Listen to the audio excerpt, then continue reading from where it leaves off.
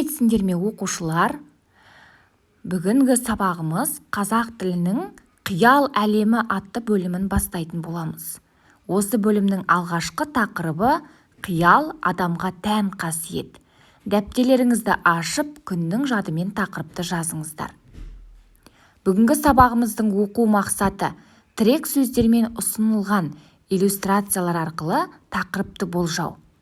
Зат есімдердің мағыналық түрлерін мән-мәтін аясында жалғаулар арқылы түрлендіріп қолдану. Балалар, алдарыңызда көріп отырған суреттер арқылы нені байқадыңыздар?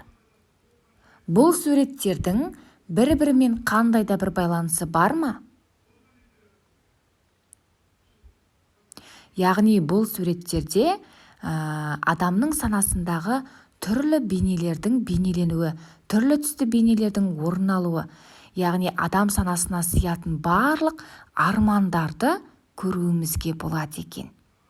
Ендеше балалар, сіздерге сұрақ: қиял, елес, арман сөздерінің мағынасын қалай түсінесіңдер?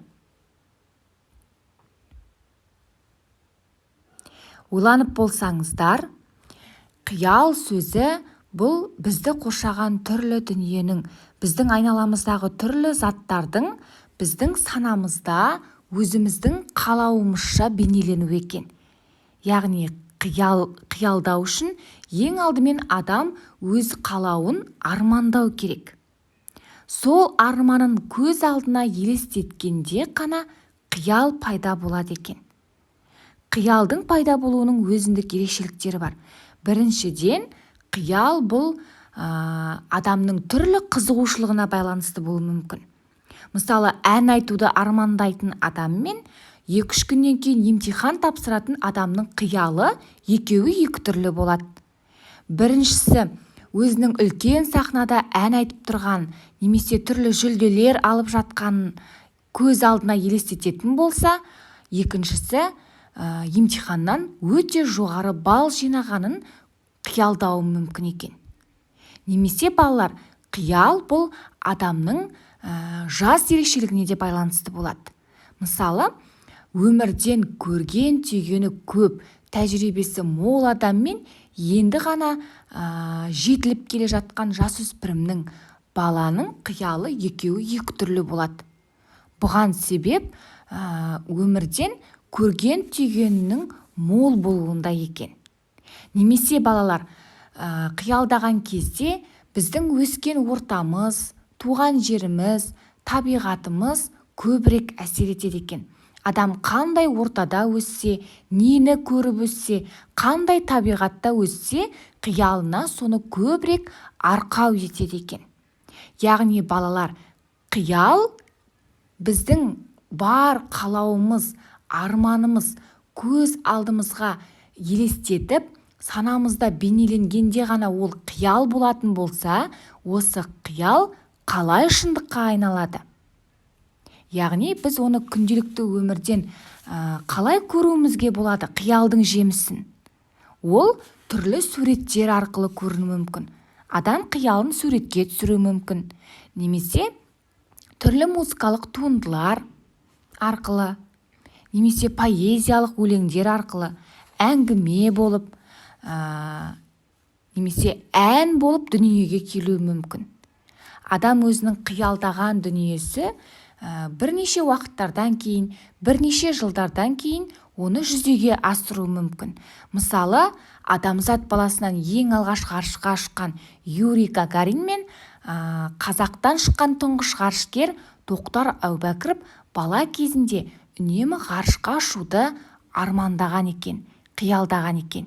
Яғни адам қиялға барынша жол беріп, қиялдай алатын болса, оның армандарының орындалуы да өте тез болады екен. Мінекей балалар, біздің қиял туралы түсінігіміз осындай. Ендеше тыңдалым мәтініне назар аударыңыздар.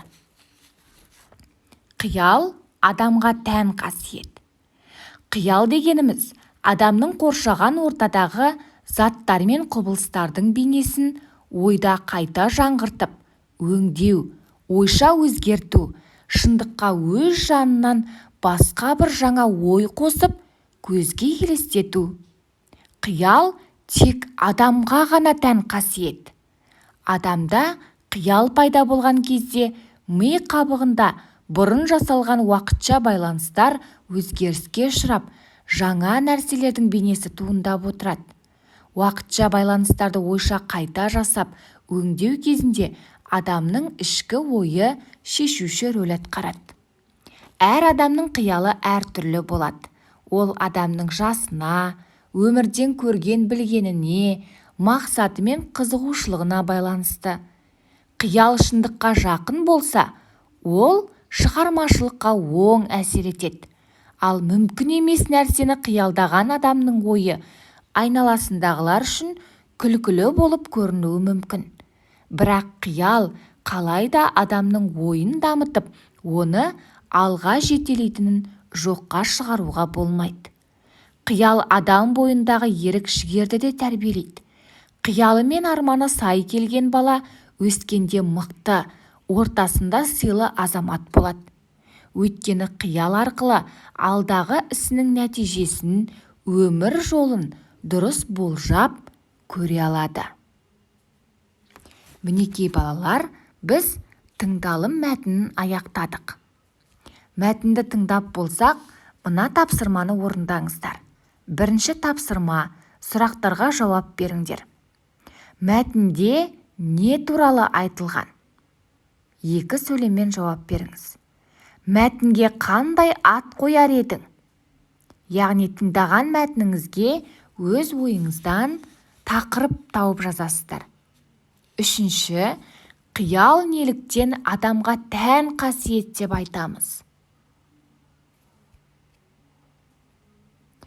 Балалар, келесі тапсырманы орындамас бұрын біз грамматикалық тақырыпқа назар аударайық. Қазақ тілінің бір саласы бұл морфология. Яғни морфология сөз таптарын зерттейтін қазақ тілінің саласы. Қазақ тілінде 9 сөз табы бар екенін сіздер бастауыштан білесіздер. Оның ең алғашқысы бұл зат есім. Зат есім дегеніміз заттың, құбылыстың атауын білдіретін сөз табы екен. Сұрақтары кім, не, кімдер, нелер, кімі, несі деген сұрақтарға жауап береді. Яғни кез келген заттың атауы қиял, бақыт, сиыр, немесе адам деген сияқты атаулардың барлығы зат есім болады.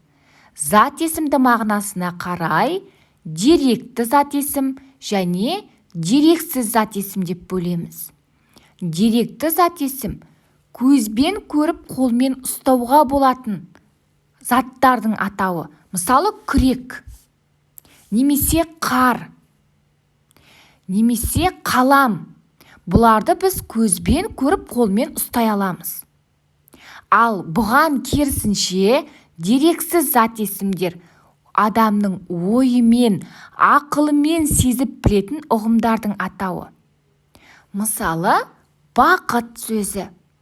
Бақытты біз көзбен көре алмаймыз, қолмен ұстай алмаймыз, бірақ есесіне біз оны сезіне аламыз. Қуаныш. Бұны да көзбен көрмейміз. Немесе қиял. Бұл да көзге көрініп, қолмен ұстауға келмейді.